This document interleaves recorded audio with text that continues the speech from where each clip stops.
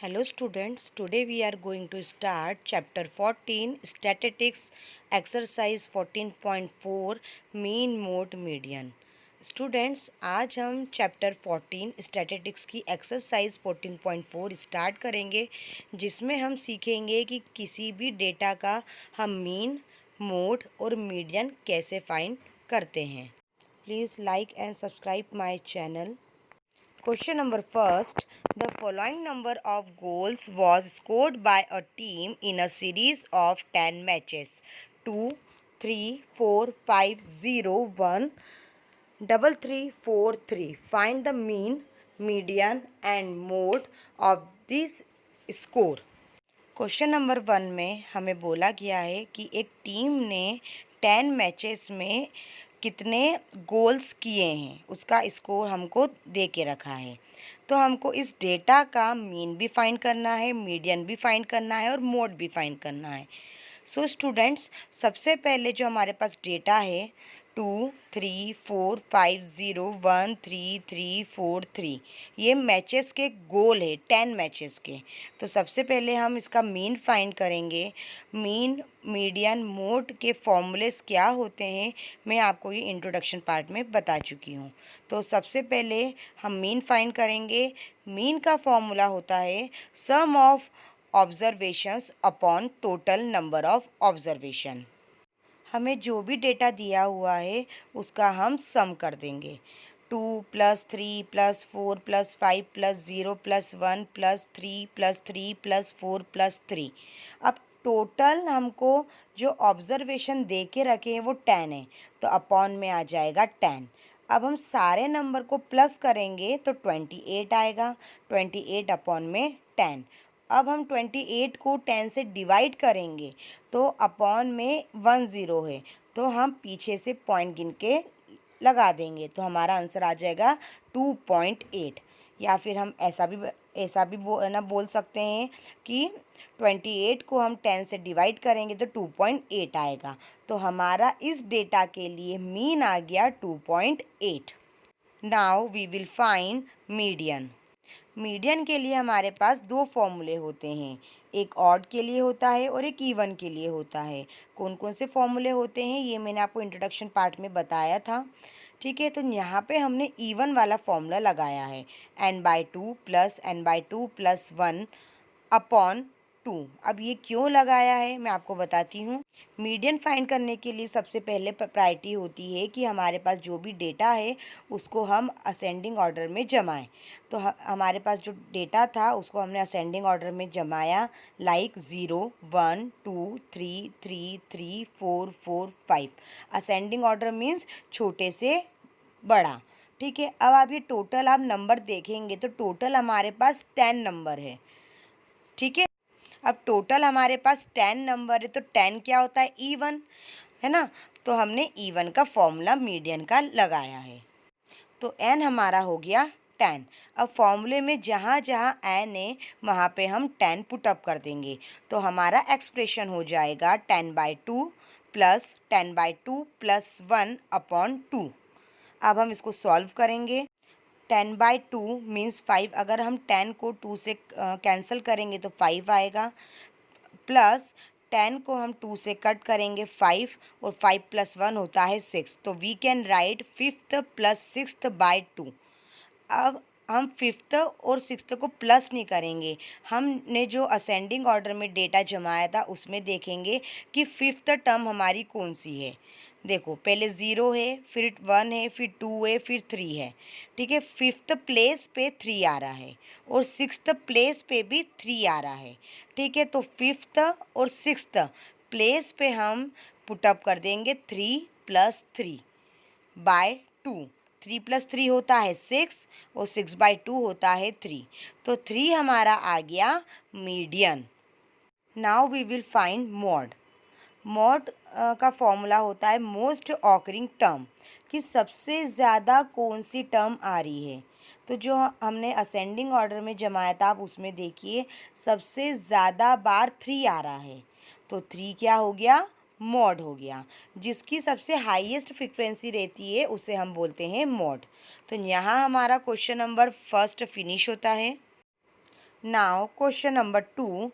In a mathematics test given to 15 students, the following marks out of 100 are recorded: 41, 39, 48, 52, 46, 62, 54, 40, 96, 52, 98, 40, 42, 52, and last 60.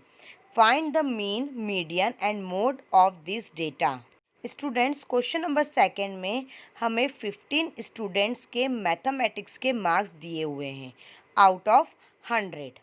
ठीक है, तो जो भी students को मार्क्स आए हैं 15 स्टूडेंट्स को, उसका हमें डेटा दिया हुआ है 41, 39, 48 अप टू 60। ठीक है, तो हमें इसका डेटा का mean, median and mode find करना है। तो सबसे पहले हम फाइंड करेंगे मीन। तो मीन का फॉर्मूला होता है sum of observation upon total number of observation. तो मीन के लिए हमारे पास जो भी डेटा दिया हुआ था हमने सबको प्लस कर दिया और अपॉन में 15 लिखा। 15 क्यों लिखा? क्योंकि हमारे पास टोटल स्टूडेंट्स है 15। अब हम सभी को प्लस करेंगे तो आएगा 822 अपॉन 15। अब हम 822 को 15 से डिवाइड करेंगे तो हमारे पास आ जाएगा 54.8। अब 54.8 हमारा आ गया, तो ये हमारा मीन हो गया। Now we will find median. Median find करने के लिए सबसे पहले प्रायोरिटी होती है कि जो भी हमारे पास डेटा है उसे हम असेंडिंग ऑर्डर में जमाएं। तो हमने डेटा को असेंडिंग ऑर्डर में जमा दिया। 39, 40, 40, 41, 42, 46, 48 अप टू 98 छोटे से बड़े क्रम में हमने जमा दिया। अब टोटल हमारे पास जो नंबर हैं वो 15 हैं और 15 क्या होता है? ऑड। और ऑड के लिए मीडियन का फॉर्मूला होता है n+1/2। अब हमने n की प्लेस पे 15 पुटअप किया तो एक्सप्रेशन हमारा हो गया 15 + 1/2। 15 + 1 16, तो एक्सप्रेशन हो गया 16/2। 16 को हमने 2 से डिवाइड करा तो 8 आ गया। तो 8 तो ये टर्म आई है, 8 तो मीडियन नहीं है। अब जो हमने असेंडिंग ऑर्डर में डेटा जमाया है उसमें हम देखेंगे कि 8th प्लेस पे कौन सा नंबर आ रहा है। असेंडिंग ऑर्डर में जो हमने डेटा जमाया था उसमें आप देखिए 8th प्लेस पे हमारा नंबर आ रहा है 52। तो 52 हमारा हो गया median. Now we will find mode. अब मॉड का फॉर्मूला होता है मोस्ट ऑकरिंग टर्म, कि सबसे ज़्यादा बार कौन सा नंबर आ रहा है। तो आप असेंडिंग ऑर्डर में देखिए, जो 40 है वो 2 बार आ रहा है, 2 टाइम्स आ रहा है। और जो 52 है वो 3 टाइम्स आ रहा है, मतलब 3 बार आ रहा है। तो हमारा जो मॉड है वो हो गया 52। जो नंबर सबसे ज़्यादा बार आता है वो मॉड होता है। मॉड निकालना सबसे इजी है, तो मॉड हमारा हो गया 52। अब यहाँ हमारा क्वेश्चन नंबर 2 फिनिश होता है। Now question number 3. The following observation have been arranged in ascending order. If the median of the data is 63, find the value of x. 29, 32, 48, 50, x plus 2, 72, 78, 84, 95।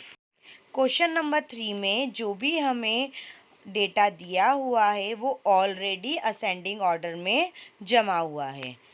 ठीक है, और मीडियन भी हमें क्वेश्चन में बता के रखा है कि 63 है।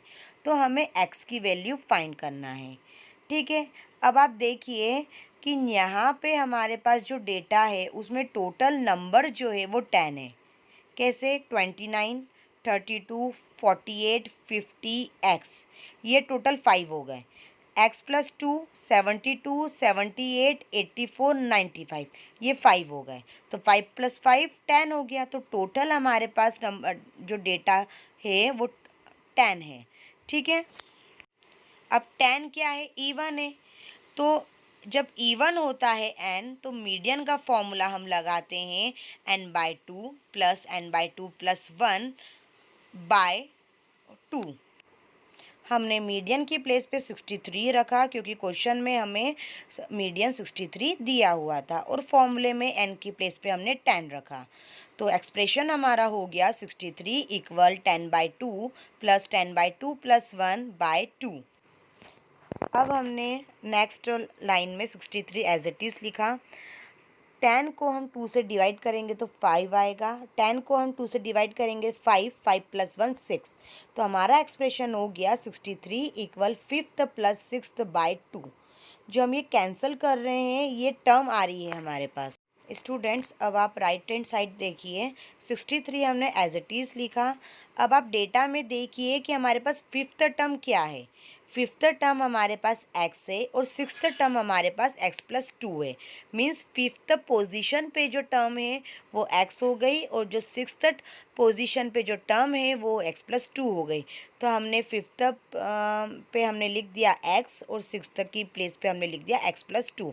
तो हमारा एक्सप्रेशन हो गया 63 इक्वल x प्लस x+2/2। अब हम नेक्स्ट स्टेप में जो 2 है वो 63 के साथ मल्टीप्लाई में चला जाएगा क्योंकि डिवाइड में है।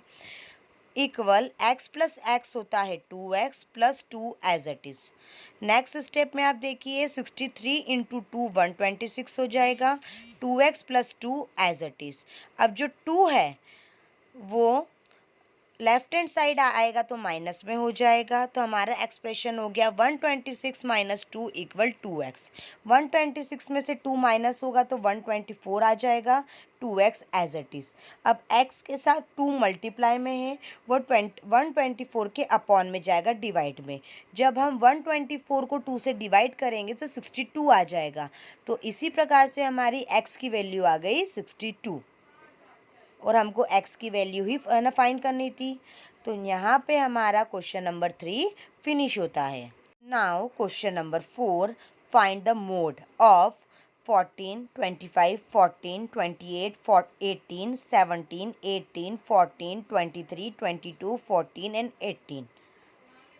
मैं आपको स्टार्टिंग में ही बता चुकी हूँ कि जब भी हमें मॉड फाइंड करना होता है तो जो भी हमारे पास डेटा होता है उसे हम सबसे पहले असेंडिंग ऑर्डर में अरेंज करते हैं। जो भी हमारे पास डेटा था उसको हमने असेंडिंग ऑर्डर में अरेंज कर लिया, आपको दिख ही रहा होगा। अब आप यहाँ देखिए सबसे ज़्यादा बार कौन सा नंबर आ रहा है। सबसे ज़्यादा बार 14 आ रहा है, तो मोड हो गया हमारा 14। हमें क्वेश्चन नंबर 4 में केवल मोड ही फाइंड करना था, तो हमारा मोड हो गया 14। सो यहाँ पे हमारा क्वेश्चन नंबर 4 फिनिश होता है। Now we will start question number 5। Find the mean salary of 60 workers of a factory from the following table. Question number 5 में एक फैक्ट्री में हमें 60 वर्कर्स की सैलरी टेबल फॉर्म में दे के रखी है। तो फर्स्ट कॉलम है सैलरी का, सेकंड कॉलम है वर्कर्स का। तो सैलरी को हमने x मान लिया और वर्कर्स को हमने f मान लिया। अकॉर्डिंग टू टेबल 16 वर्कर्स की सैलरी है 3000, 12 वर्कर्स की सैलरी है 4000, 10 वर्कर्स की सैलरी है 5000, 8 वर्कर्स की सैलरी है 6000। ऐसे ही 6 4 3 1 वर्कर्स की सैलरी आपको दे के रखी है। टोटल 60 वर्कर्स हैं। स्टूडेंट्स, मैंने आपको इंट्रोडक्शन पार्ट में बताया था कि जब भी हमें मीन फाइंड करना होता है और हमें क्वेश्चन टेबल फॉर्म में दिया होता है तो हम फॉर्मूला लगाते हैं mean equal summation F x upon में समेशन एफ। सो सॉल्यूशन में हम थर्ड कॉलम फाइंड करेंगे। 2 कॉलम तो हमें क्वेश्चन में ही दिए हुए हैं, हम f और x निकालने के लिए थर्ड कॉलम ड्रॉ करेंगे जिसमें हम x और f का मल्टीप्लाई करेंगे। तो फर्स्ट रो में आप देखिए 3000 इंटू 16 होता है 48,000। सेकेंड रो में आप देखिए 4000 इंटू 12 48,000। थर्ड रो में आप देखिए 5000 इंटू 10 50,000। इसी टाइप से हमने रिमेनिंग रो भी सॉल्व कर ली। अब हमें थर्ड जो कॉलम मिला है उसको हम प्लस कर देंगे। 48,000 plus 48,000 plus 50,000 plus 48,000 plus 42,000 plus 32,000 plus 27,000 plus 10,000। हम इन सभी को प्लस करेंगे तो हमारे पास आता है 3,05,000। तो ये हमारा हो गया समेशन एफ एक्स। और जो नंबर ऑफ वर्कर्स है वो एफ था, तो उन सभी को हम प्लस करेंगे तो टोटल वर्कर्स हमारे पास 60 है। तो समेशन एफ हो गया 60।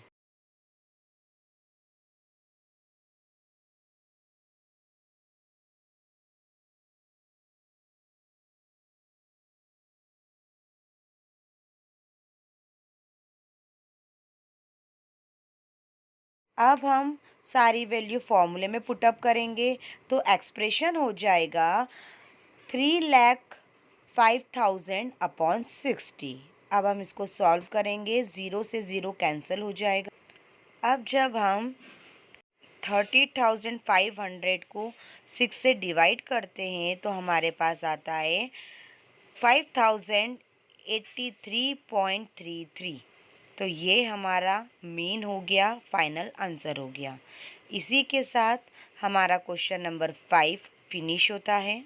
इसी के साथ हमारी एक्सरसाइज 14.4 भी फिनिश होती है और चैप्टर 14 स्टैटिस्टिक्स भी फिनिश होता है। आई होप सो आपको ये चैप्टर अच्छे से समझ में आया होगा। Thank you.